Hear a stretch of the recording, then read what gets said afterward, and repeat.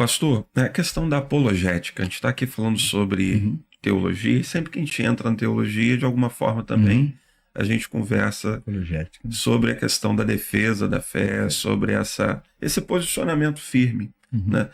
Qual o papel que o pastor vê para a apologética nesse tempo? Algo necessário? Tem um risco, né? Do apologeta se envaidecer, né? Eu ganhei o debate, né? Mas como que o pastor vê a questão da apologética? Eu tenho uma posição que eu acredito que ela eu não posso dizer assim que é equilibrada, só para não dizer que eu seja mais sensato, mais sensato do que o resto, né, do planeta Terra. Mas assim, qual a visão que eu vejo? Primeiro é que o evangelho pregado, vamos lá, sermão, ponto 1. O evangelho pregado com genuinidade, com verdade e responsabilidade, já se autodefende. Sim. Ele já se diz o que é. Então, o que não for o que ele está dizendo que é, não é. 2.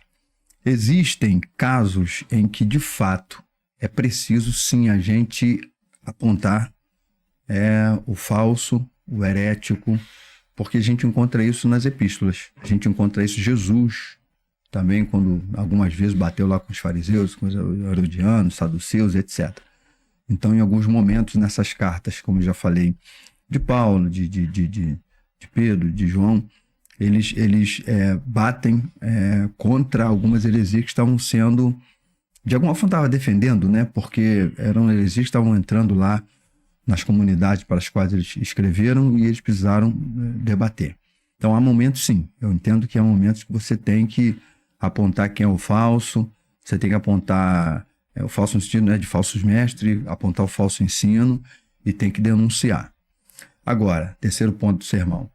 O terceiro ponto existem alguns momentos que eu acho que é perda de tempo quando você está em algum tipo de...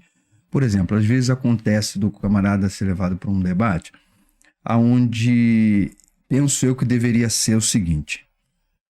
Um exemplo. Tá eu aqui com pré-tribulacionismo e tá o cara com pós-tribulacionismo lá do outro lado. Um exemplo. Tá? Ou vice-versa. Então seria mais edificante para quem está ouvindo, para quem está assistindo, é que eu diga por que eu creio no pré, ou por que eu creio no pós. E o outro vai lá dizer por que creio no pré, por que creio no pós. E ok, pronto. E no final das contas, a gente toma um café. Ok? E quem está lá, ele vai ouvir o que o pré disse, e vai ouvir o que o pós disse, e ok. Mas quase na maioria das vezes, quem vai num espírito de guerra. O sujeito vai no espírito de... O cara vai com muito arsenal, com muito R15 celestial, para poder... E o que eu vejo que é uma perda de tempo às vezes? É que aí o sujeito, ele acaba não expondo de uma maneira bem didática a sua posição, para que quem está lá ouvindo possa ter aquele material, ouvir e poder decidir o que tem mais coerência. Ele fica bombardeando lá de lá, como se fosse, porventura, convencer o lado de lá a vir pro lado de cá. Na base da bala, né? Na base da bala, na base da R15 celestial. E o inverso também. Aí eu vejo que no final das contas, perdeu-se tudo. Perdeu-se tempo, perdeu-se... Quem já defendia um continua defendendo. Então, nesse sentido, eu acho que a apologia, inclusive até no sentido de heresias. Nesse sentido de heresias é o seguinte, olha, a gente crê nisso aqui, ponto. E por essa e mais aquelas. Porque muitas vezes você encontra... eu acho que o espírito não deveria ser isso. Eu acho que o espírito deveria ser de ensino. Ainda mais quando se trata de... dentro da teologia, por exemplo, quando não tem a ver com uma heresia, tem a ver com posições distintas, de que haja uma questão didática. Porque, assim, para que a gente vai estar falando de um assunto se não for para crescimento, se não for para edificação? Sim. Se for só para uma guerra? Que no final das contas, gente, é lógico. Se você é A e eu sou B, eu não vou converter você a ser B e você não vai me converter a ser A. Aí no final das contas, eu acho que é só mais para ter um ibope. Porque aí eu acho que só levanta a turma da guerra, a turma que só quer ver as balas voando de um lado para o outro, mas no final das contas não interessa quem ganhou, não interessa que a guerra foi legal, que aconteceu e etc e tal. Mas assim, primeiro, eu acho que tudo começa com a pregação do evangelho genuíno. Por exemplo, experiências que eu tenho um pouco com ovelhas é assim, às vezes elas não sabem me explicar exatamente, assim, com detalhe qual foi a heresia, mas diz assim, pastor, eu vi um negócio assim que não é o que o senhor ensina, não. Mas quando diz assim, não é o que o senhor ensina, não, eu já sei que é uma heresia, porque até onde eu sei ainda não fui herético, não. Estou tentando me manter no caminho, estou tentando, né, tá direitinho lá. Então, quando a pessoa, assim, às vezes na simplicidade, eu estranhei, pastor, não é bem o que o senhor ensina, não, né? Que a gente tem ouvido aqui, o senhor, o pastor fulano e tal, o senhor lá comigo, tem ensinado, não. Opa, eu já sei que em algum lugar ouviu alguma coisa que... Então, assim, já começa pelo genuíno evangelho. Segundo, sim, tem momentos que você tem que botar a cara do sujeito. Ó, é esse aqui que está ensinando isso aqui, que está ensinando isso aqui, presta atenção nisso aí. Anátema e tal. Uma dificuldade muito, muito, muito grande. Por exemplo, sem citar nomes, mas você tem aí um grande arqueólogo, que como arqueólogo é um grande arqueólogo, ponto. Final, não é ponto parágrafo, é ponto final. Um grande arqueólogo, ponto. Mas por também ser um pastor, muitas igrejas foram abrindo as portas para o cidadão pregar. Aí já saiu da arqueologia, já foi para teologia. Aí na teologia, o segmento do cidadão é outro. Não tem nada a ver. E que nós entendemos que o segmento tem muitos ensinamentos que são contrários à Escritura. E que na nossa linguagem a gente chama de heresias ou desvios doutrinários. Então, complica. Então, assim, são essas coisas que a gente precisa estar atento. Então, você está ouvindo alguém, opa, o que esse alguém está falando? Sobre o que está falando?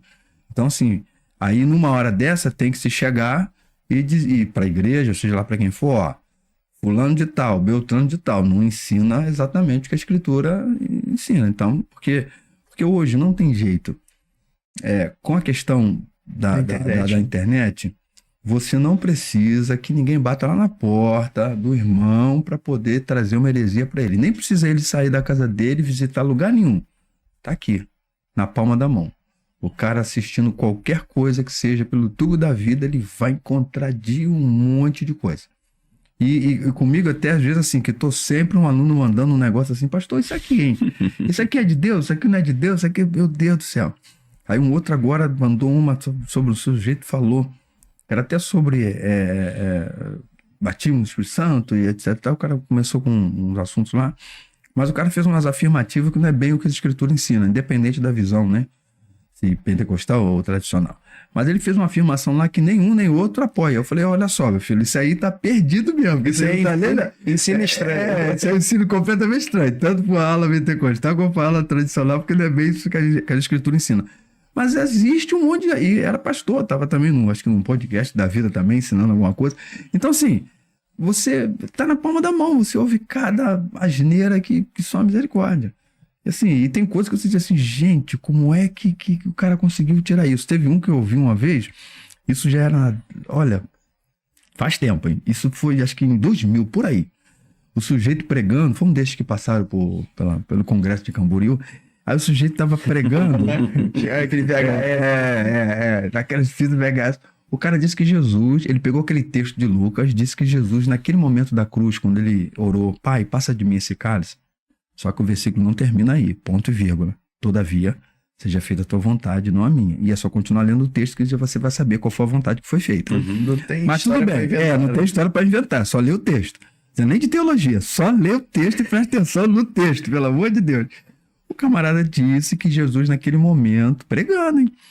E que Jesus naquele momento estava desistindo da missão. E que aí o Senhor, o Pai, teve que enviar os anjos, e os anjos que ele pegou o texto lá de Marcos 3,13, o verso 13, e fala que os anjos vieram e lhe serviram, e ele diz que o Senhor enviou os anjos para poder, tipo assim, Senhor, essa é a missão. Então, vai lá. Consegue. Isso, você consegue. Nós estamos aqui para te dar um apoio moral. A gente vai ficar aqui em espírito de oração. Quer dizer, os anjos convenceram Jesus. Eu falei, Deus eterno, da onde essa criatura tirou isso, meu Deus? Mas qual a base, meu querido, para isso? Vozes da minha cabeça. Capítulo 3. Isso aí, exatamente isso aí, mas olha, misericórdia. Aí quando eu ouvi aquilo, eu falei, gente, não vou nem acabar de ouvir essa pregação do camarada, que era aquelas fitas do VHS mesmo. Eu não vou nem acabar de ouvir essa pregação desse camarada, não, porque daí pra frente só deve ter vindo coisa pior do que isso. Então, pra eu não ficar mais herético do que ele, deixa eu parar por aqui. Qual a fonte? Arial. Gente, é um negócio complicado. Então, assim, tem gente que inventa uns negócios que...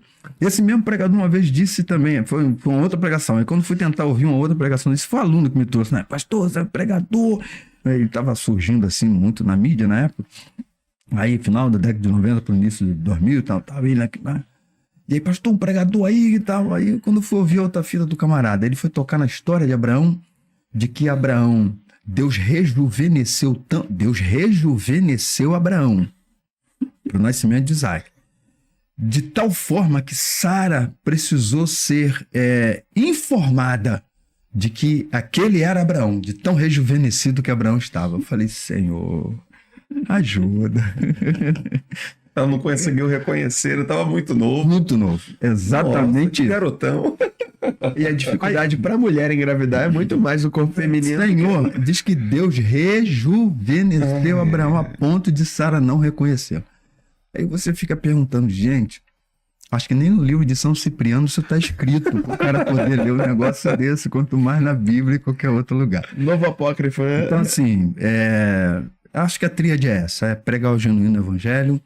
Tem alguns nomes que a gente tem realmente que citar, porque já está em mídia e é perigoso, que a gente está vendo muita gente boa de Deus ouvindo às vezes, ou porque conheceu, ou porque alguém disse, ou porque alguém... E normalmente são pessoas carismáticas, que é esse um fenômeno que é ruim, no caso, quando se trata de heresia, né? São pessoas carismáticas.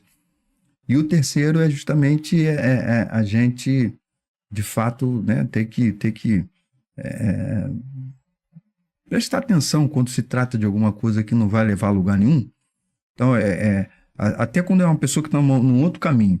Eu queria falar contigo sobre o assunto, Salvo. Vem cá, nós vamos conversar ou é para debate mesmo? Eu só tiro para lá, eu tiro para cá. Porque eu estou sem munição nenhuma. Não tô podendo, né, gastar munição, não. Então, assim, é para a gente crescer? Você me dizer por que você crê e tal, e a gente trocar uma ideia? Então, ok. Se não... acho que fica meio sem sentido. Eu já fui convidado até para alguns debates, mas era nesse estilo. Aí eu disse assim, posso fazer uma pergunta, irmão? Honrosamente, você está me convidando, muito obrigado, convite e tal.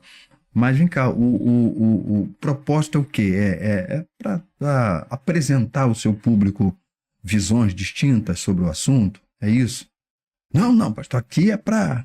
Então sabe como é que é, não? Eu falei, sei, é por isso mesmo que eu estou perguntando. Então assim, já sabendo que é o espírito da guerra, então assim, não tô podendo guerrear muito, não. Já tô guerreando contra as potestades do mal, nas trevas do meio, nas trevas não dá mais, não. Então assim, entendi que não... Mas é isso, pastor Jefferson, eu acho que nesse caminho aí, a apologia, ela é importante hoje, porque esse é um dos sinais, né, dos últimos tempos, e é isso que tem sido um problema para a igreja, né? Nem tanto perseguição, luta, sim, é heresia, e tá dividindo muita igreja, tá desviando muita gente, afastando, né, dos caminhos do Senhor, porque e a heresia não se sustenta, a palavra sim, a heresia não se sustenta, e aí é onde você vê um monte de gente se afastando, minguando. Você vai ver muitos ex-pastores dessas denominações, né, por aí, que a gente sabe que na maioria das vezes não tem nada de evangelho, e aí por causa do quê? Por causa de um ensino falso, por causa de um ensino ruim. Um dia desse pegando um Uber também e tal, aí o irmão que estava junto comigo, tal, que me viu entrar no tal, falou, pastor, paz, Deus abençoe e tal. Me cumprimentou aí o motorista e tal, pô, sou cristão? Sou, graças a Deus. Sou pastor? Sou, sim, senhor. Eu também sou pastor. Também sou pastor. Tá. Aí eu falei, ok, sem problema algum, né? Mas aí ele veio de umas dessas aí, né? Personagem, aniversário, intergaláctica, né? Dessas assim, né? A nível, né, mundial da vida e tal, enfim. Aí saiu dessas situações e todo atribulado. E por quê? Porque o ensino é um ensino que só ensina prosperidade. Tratam os pastores como um funcionário qualquer da empresa que, se tiver que descartar, descarta. Literalmente. Né? E, infelizmente, ele foi um desses. E simplesmente foi descartado. Então o cara saiu assim, completamente decepcionado. A princípio com Deus, a princípio com o Evangelho, mas depois aí os dois neurônios voltaram para o lugar e entenderam que não tinha nada a ver nem com Deus, nem com o Evangelho. Mas estava ali trabalhando, né? Trabalhando com aplicativo e tal. Mas aí, na conversa com o camarada, não, Deus me chamou. Eu vou abrir um ministério, eu vou começar e tal. E quando começar, eu não vou fazer isso com os pastores, não. Eu vou pagar direitinho, quer dizer, o mesmo pensamento. Voltou pro normal, né? Voltou pro normal. Então, assim, aí eu fiquei, mano, infelizmente, você entende? Então, são situações, assim, muito complicadas hoje, porque isso tem dividido muito a igreja e a gente precisa estar muito atento com isso.